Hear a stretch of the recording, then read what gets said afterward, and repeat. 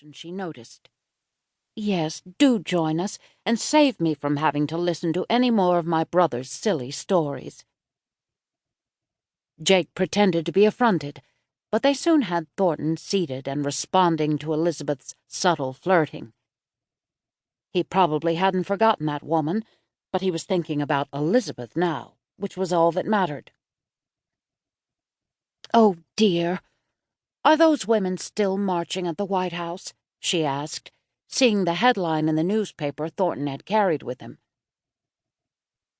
"Yes, even though they're getting arrested almost daily now," Thornton said. He'd cleared the last of the humiliation out of his voice, she noticed with relief. "I don't know why women would want to vote anyway.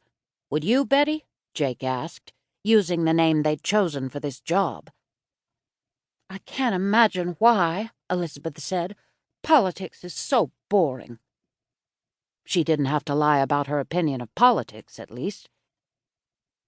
"And not something a lady should concern herself with," Thornton said with a condescending smile that set her teeth on edge.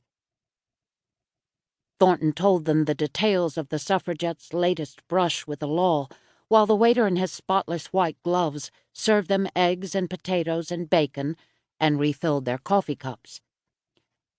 When they were nearly finished, Elizabeth said, "Oh, I'm sorry, Mr. Thornton." "For what, my dear?" he asked. He thought he was charming, and she let him think so. "I stepped on your foot." "No, you didn't," he assured her. Elizabeth frowned in confusion. "It must have been you then, Jake." "No, it wasn't," he said. "Well, I stepped on something," she said, pushing her chair back a bit and looking down at the floor. "What could it be?" She couldn't see because of the tablecloth, so Thornton obligingly bent down to help look. Then he reached under the table and came up with a man's wallet. "You've dropped your pocketbook, Perkins," he told Jake. Jake patted his pocket.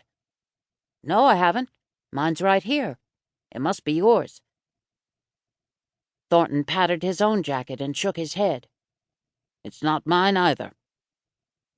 "Someone's going to be very upset," Elizabeth said. "Look how much money is in it." Thornton had opened the wallet and discovered a large amount of cash inside. "How much is it, do you think?" Jake asked. "Several hundred at least," Thornton said. "We need to find the owner and return it," Jake said. "Is there anything in there with a name on it?"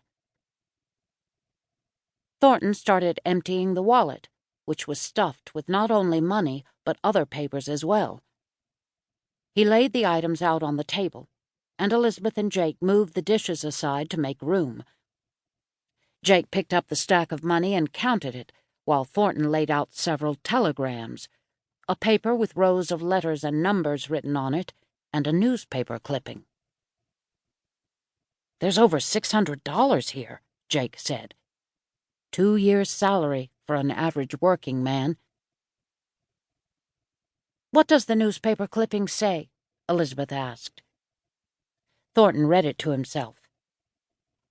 "It's about some fellow named Coleman making a killing in the stock market."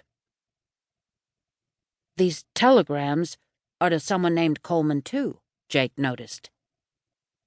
"Is that his photograph?" she asked, peering at the clipping in Thornton's fat fingers. "For all the good it does." He turned it so she could see. The photograph was of a man holding his hat to cover his face. "We don't need his photograph if we have his name," Jake pointed out. "He's probably staying at the hotel. Let's take it to him. I want to see his face when he gets it back." Thornton glanced over at her. "How do you feel about going to a strange man's hotel room, Miss Perkins?" She gave him a mischievous smile.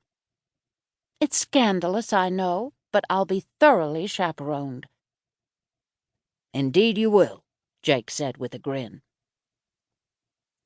While Jake stuffed everything back into the wallet, Thornton rose.